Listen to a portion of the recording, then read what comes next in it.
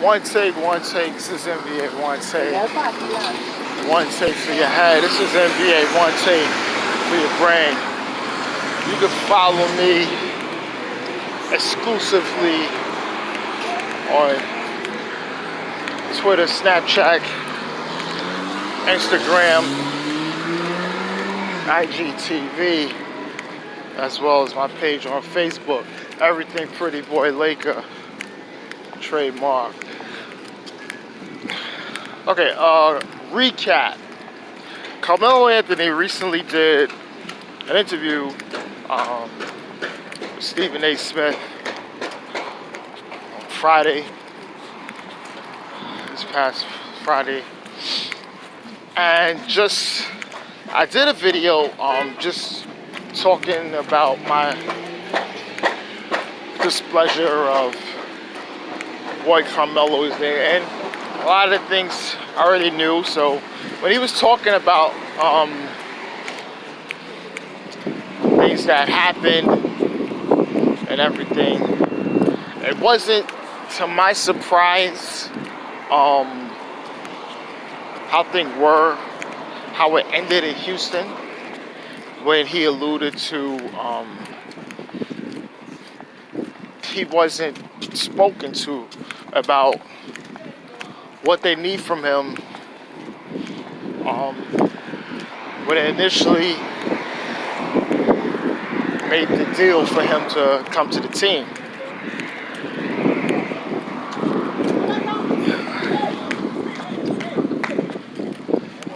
And it was no surprise to me how that relationship with him and Mike D'Antoni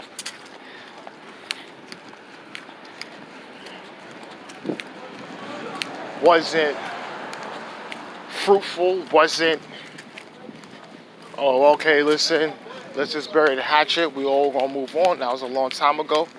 And now let's move on and let's go. No, that wasn't the case.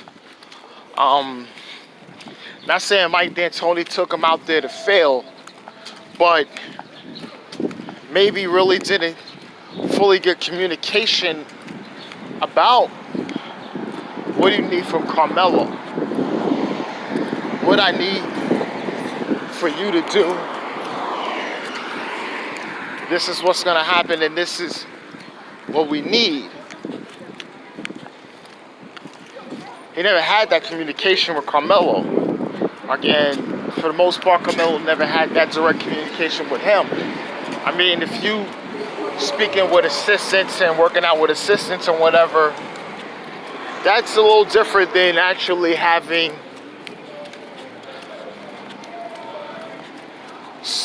speaking with your head coach. And that's why I feel that was just something that was just potentially going to be disastrous down the road, and it was. And he only played 10 games before his untimely release, and said Daryl Morey just told, like, yeah, let me, so he said, let me meet with you. He said, yeah, that's a good thing, because I want to meet with you too.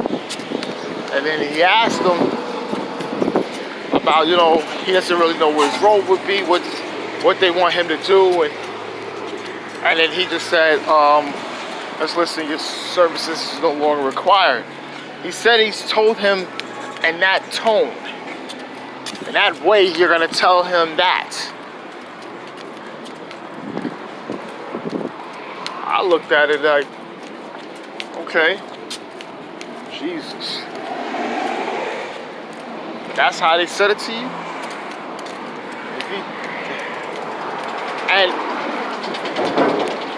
what I'm getting right now is people feeling like, oh, Mel felt that he was entitled. So, he's an elite player in this league. Everyone doesn't get the same somewhat treatment as others may garner, because understand, he's still a box office name, even though his skills may say other. And I felt that he was just disrespected, and it could have been better handled on both sides, though. I'm not gonna let Melo totally off the hook here,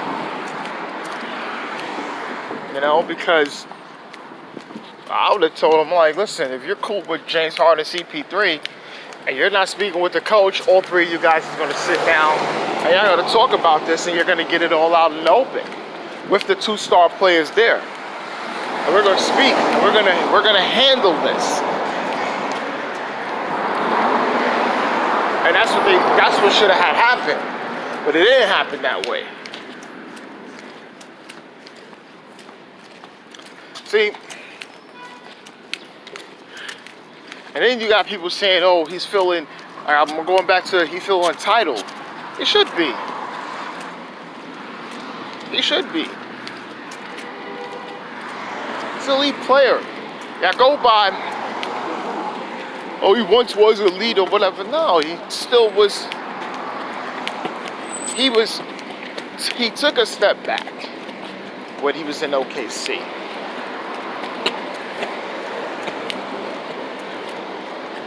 You know, but Billy Donovan came to him, said man to man, and told him what he needed for him to do.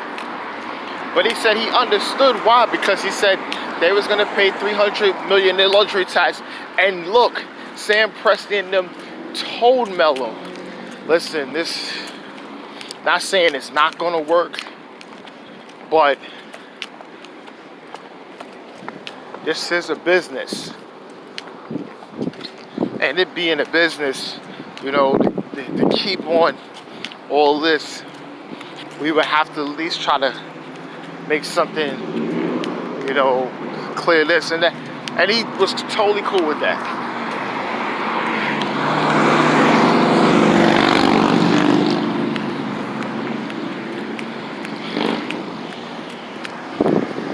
But in Houston, it was a little different. And, you know, he still talks about teams not wanting him. And people was asking me, well, is this Carmelo Anthony's his death sentence? I said yes and no. Will he get picked up this year? For the most part, I don't think so. Now next year may be a little different. Because you have to understand, the season works from a season-to-season basis, right? So, he may be out for a year, but I know he's still in the gym. He just has to prep himself to be ready for that NBA call. I think this season, I don't think so, because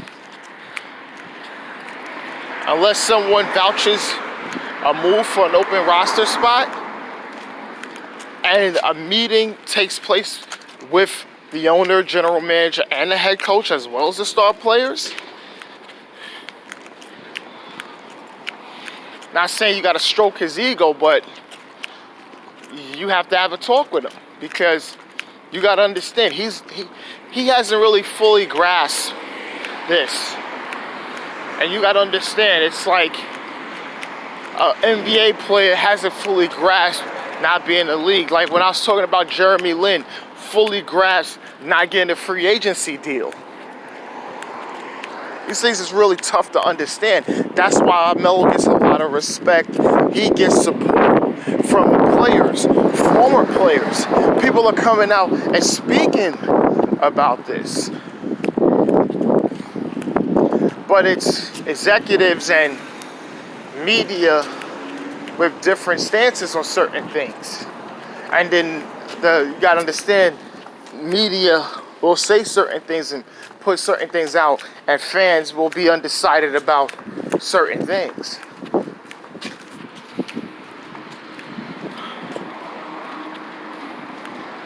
We gotta see what's happening with Carmelo. But this is Pretty Boy Laker, and I'm out.